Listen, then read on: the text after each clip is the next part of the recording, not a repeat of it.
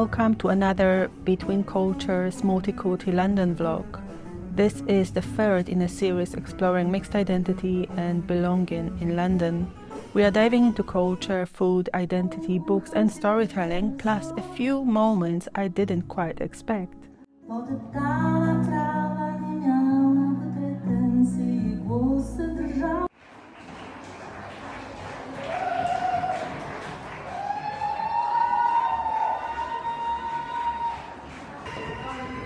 loved it.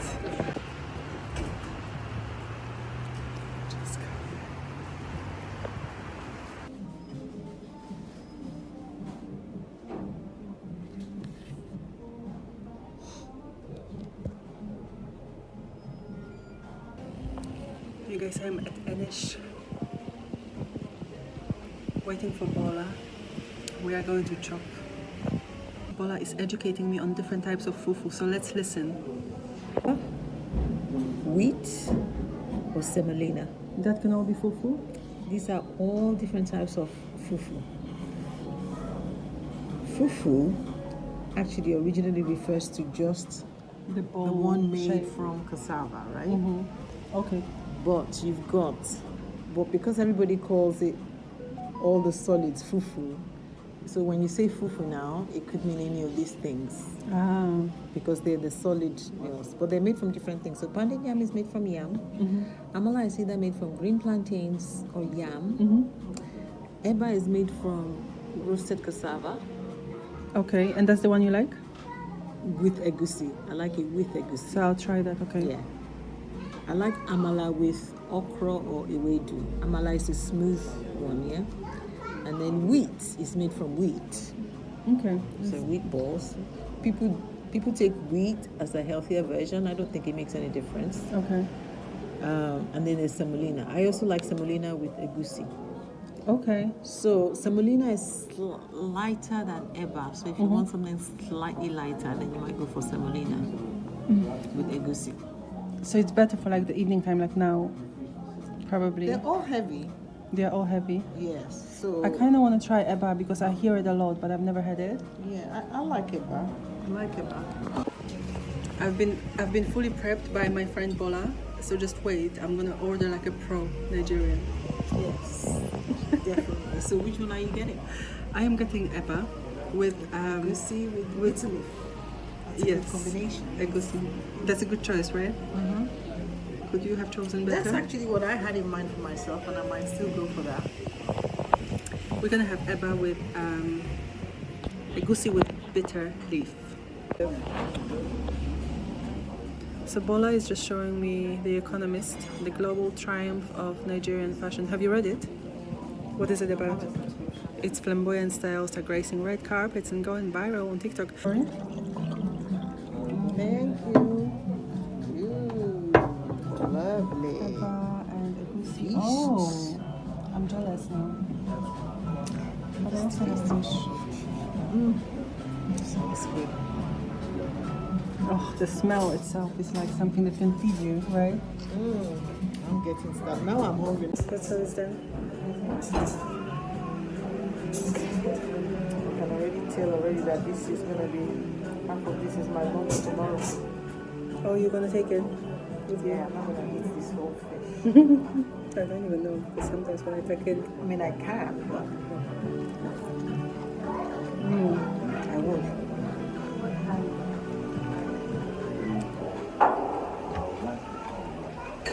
I feel like I'm in Nigeria. You do?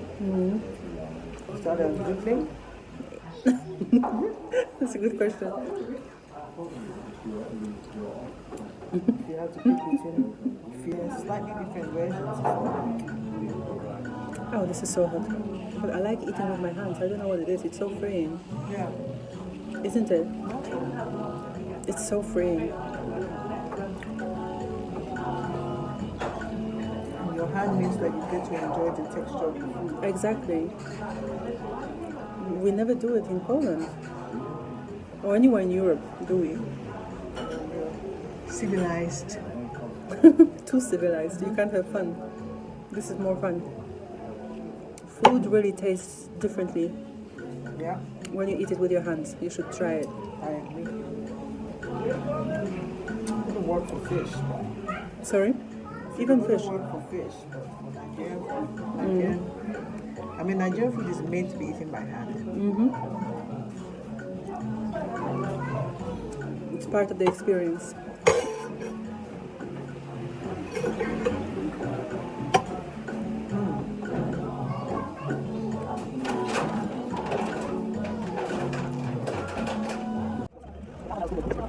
Yeah. That's amazing. Wow. Wow. Nigerian?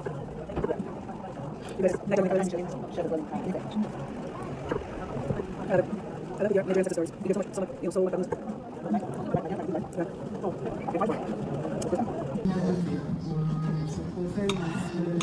So eba and egusi with bitter leaf is permanently on my Nigerian menu. I think it's my favorite so far. Some of you noticed that I call these London vlogs Multikulti London vlogs, and I had a comment previously that said something about the word multikulti being not very much appreciated and all that, and I get it. I know the history of it, and I'm not using it because I'm necessarily in favor of unbridled multiculturalism and just, you know, diversifying everything everywhere all the time. That's not why. But what really frustrates me is all these extremes that this world that we live in keeps falling into. A few years ago, everybody was obsessed with diversity, which I appreciate, but I'm not obsessed with it. There's a balance in everything. So when everybody was obsessed with it, you know, these words were treated differently. Then right now, Europe, let's say the West, Europe as well, that isn't in the West, everybody's fighting migration. All of a sudden diversity is the enemy, the arch enemy, right? And the problem isn't a level of multiculturalism, it isn't. Where am I? Okay, good. What am I trying to say? Let me think.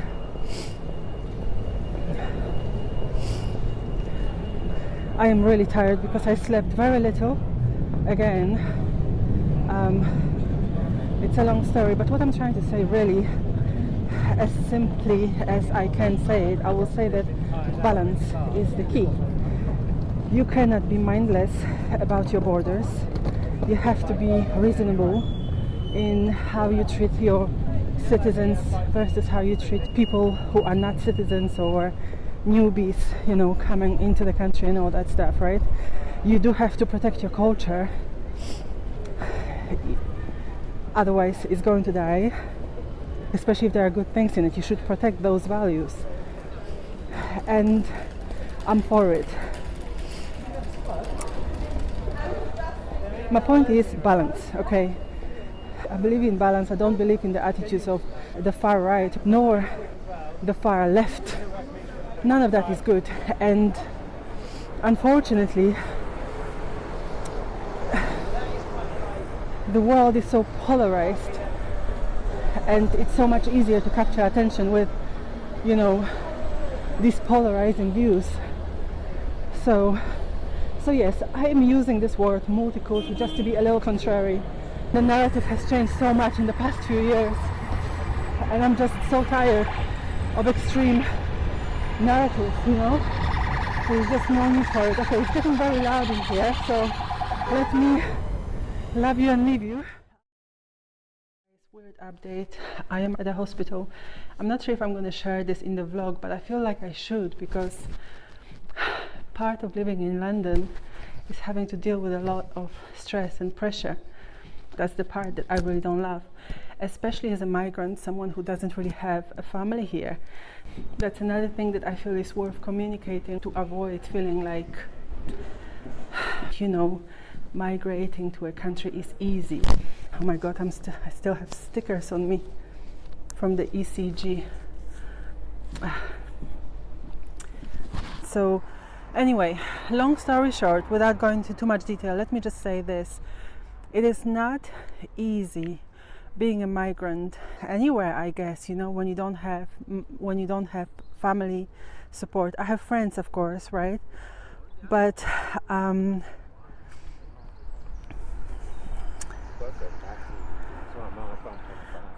last 5 years have been tricky. They've been difficult, and again, I'm not going to talk about it here on my channel because I just don't think it's the place, but I wanted to share some of the reality of living in a place where you don't have family support, right? In my case, it's London. It has been quite difficult for me for the past 5 years, especially last year. There's just been so much happening, and kind of everybody expects, when you are the one doing things and getting on with things, everybody expects you to just continue doing that, and sometimes people don't think that you need support, they don't care really to an extent, and then they also don't think that you also need to be supported. That's the truth really of my situation, aside from being a migrant. Whenever I go to Poland, that's where I rest, because I've got my grandma there. When my mom was alive, my mom was there. Right now that my mom is gone, I'm not sure if I shared it with you because I don't talk about it much. It still makes me sad. My Polish mom passed away 5 years ago, and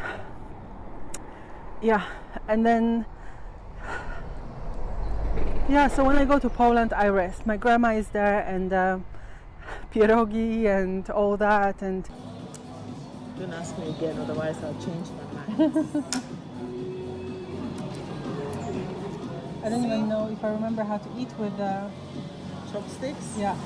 Must you use chopsticks? I want to. I'm just telling Bola because she's asking me if I have to use chopsticks, which I don't know if I remember how to use. I'll figure it out, I guess.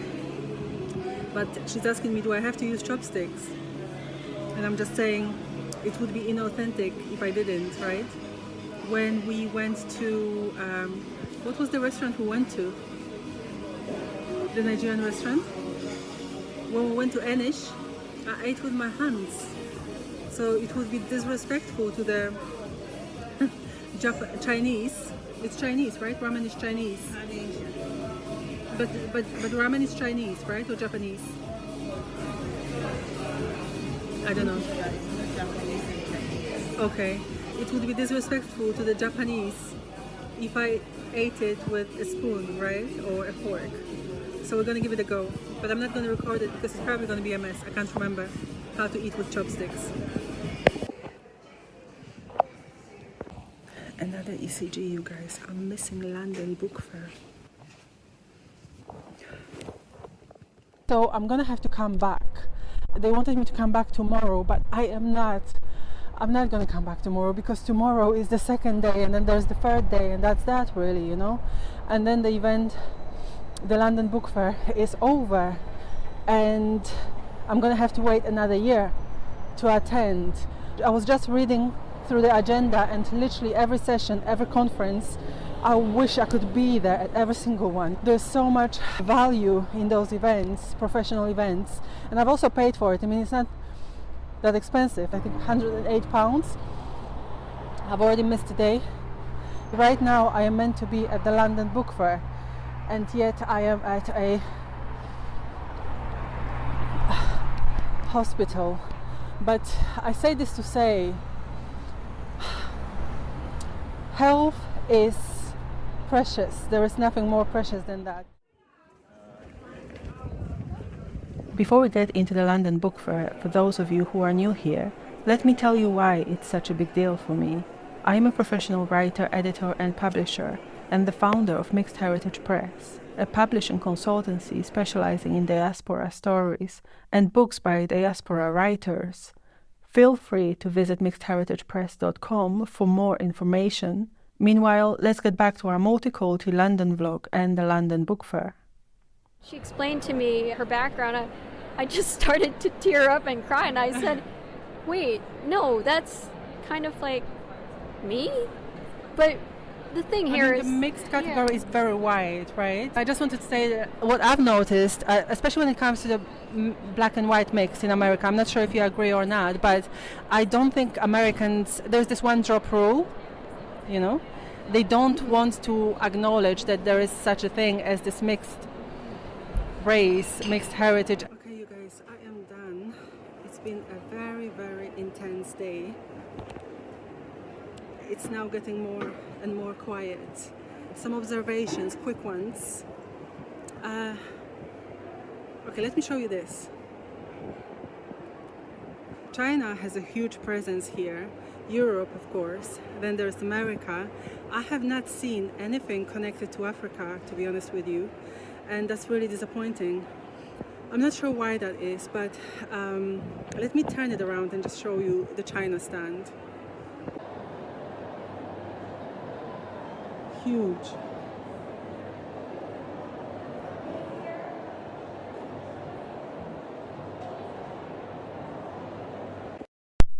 Okay, you guys, a few quick notes. This is the China stand. I just decided to stop for just a moment just to be able to share a little bit about the day while I can still remember, right? So that's why you can see China books behind me.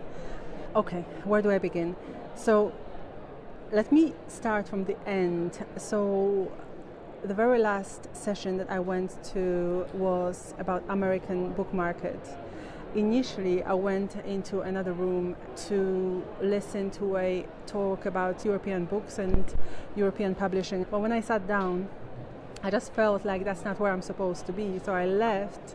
By then, everybody had already taken their seats and the place was at capacity, the American market session. So we kind of had to wait for people to leave. It was really interesting. There is a bird here. Oh my God, look. A pigeon just flew in. He's here.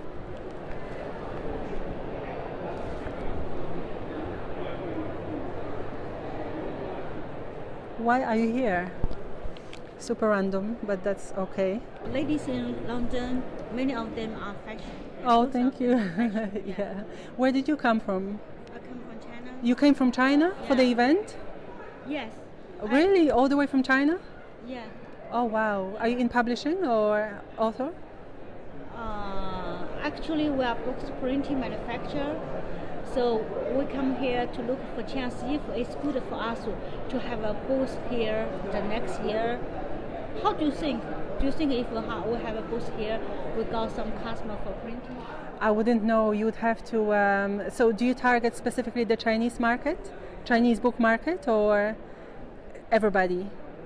Who's your target? Mainly for overseas. Ah, okay. So this is the place to be. You would have to talk to the organizers. Yeah, okay. Yeah. I will go and check.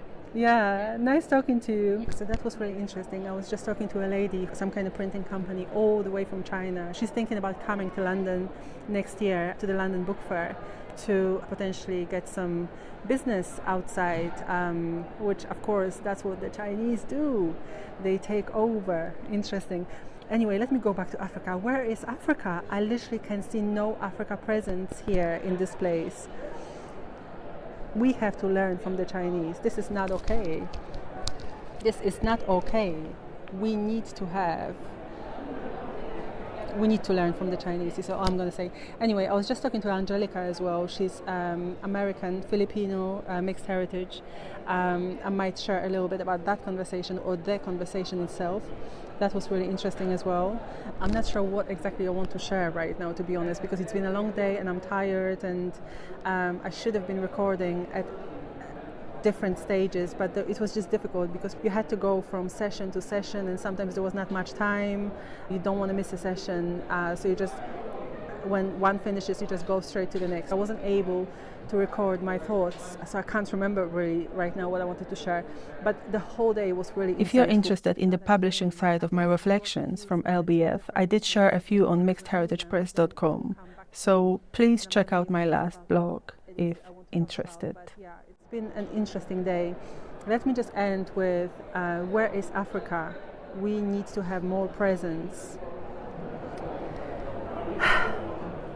in places like this one. Otherwise, other people will continue writing our stories. Of course, there is the African presence in the African diaspora communities and stuff like that. However, the world is also interested in Africa. Who's going to tell our story to the world if we don't do it, right? trust China to tell their stories, okay, and get the business wherever it can be gotten. So please, let's do better.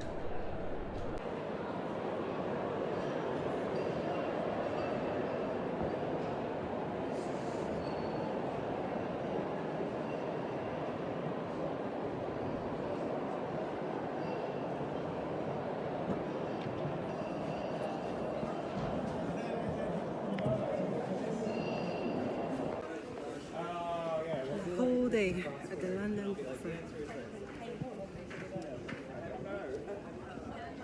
As well as enjoying huge success as a self-published author, he's recently signed to Transworld, a division of Penguin Random.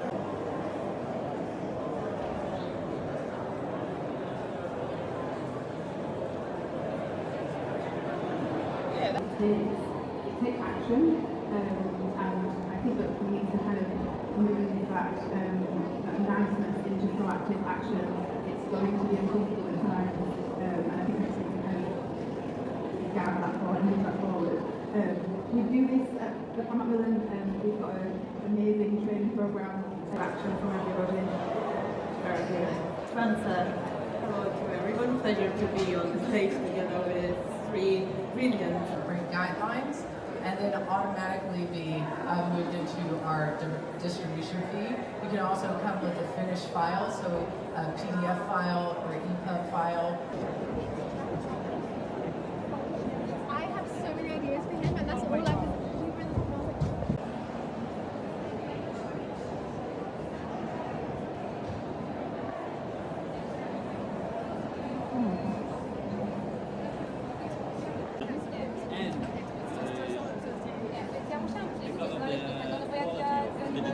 Digital printing advanced, so we changed that to the digital printing. And because the printer is only 500, that's all. Having a little look at the Polish stand, all of these books were published in Poland, and they are here to sell the rights, which is really cool. I am still at the London Book Fair, and I've met my sister, Teresa, who is Nigerian. You will not believe where I met her. Let me show you. Books for Poland. Yeah. Do you want to say hello and just say hello everyone? Hello, it's a pleasure to be with you guys. So I saw her approaching the Polish stand with her book, looking for translation. Is that what you were looking for? Why don't you say what you were looking for? Okay, so I wanted to see how my book can be translated to Polish and can be read, distributed, marketed in Poland. Why have you done any research about Poland prior to that, or? Well, to be honest, not really. I haven't. It was just one of the languages. Yes, it was one of. There are a number of languages here, a number of countries here, and I think I've met a number of persons from Poland. Yeah. They are just persons I've held conversations with, and they were really amazing people. So I felt, okay, why don't I have my book there? As you can imagine, we spoke about the book's translation from English to Polish, the two languages I am fluent in and work in. But we also spoke about other things. Just so glad that I met her, because I've been craving being able to talk to women who are Nigerian women who understand the system, the Nigerian system. We're not going to talk much about that. Just to give you an example, we've just had a brief conversation about Senator Natasha, for instance, which is something that I've wanted to discuss with somebody who understands the system. Teresa is a lawyer and she's a writer. Yes, I wrote a book that talks about justice, and I always tell people that justice has many voices. Yeah. And then there's people who have powers, who have the ability to twist authorities, twist systems, take advantage of it. So I decided to put this together. They always start having the proper conversation on what is justice. So I have my characters, all of them are trying to give their own definition of justice. They're trying to define justice based on their lived experiences, devoid of evidence like we have in law. I'm a lawyer, and just twist perceptions of it. So yes, I just wanted to tell you and introduce Teresa to you and her book. The Man Called Elizabeth Martins. Catching up.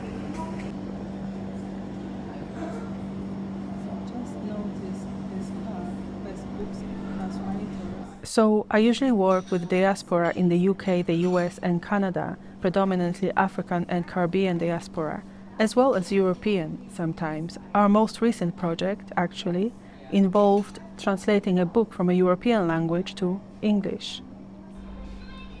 However, I am trying to expand into Africa too. I'm still figuring out how to do it in a way that makes both economic and creative sense, but I'll get there eventually. Hi guys, I'm in London, of course, and I'm about to meet with somebody from Ghana. We are trying to see if we can do business together.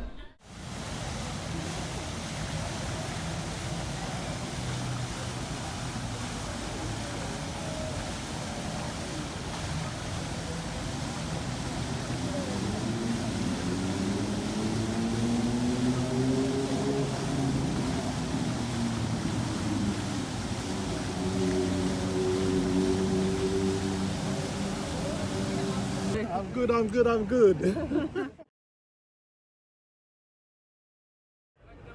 I'll find myself adopting multiple places and uttering disparate words as if they come from one source. I'll find myself again, code switching and loving it, gathering the facets of me from all corners of my world into one. Once more, I'll be smiling at the snowflakes and then basking in the scorching sun.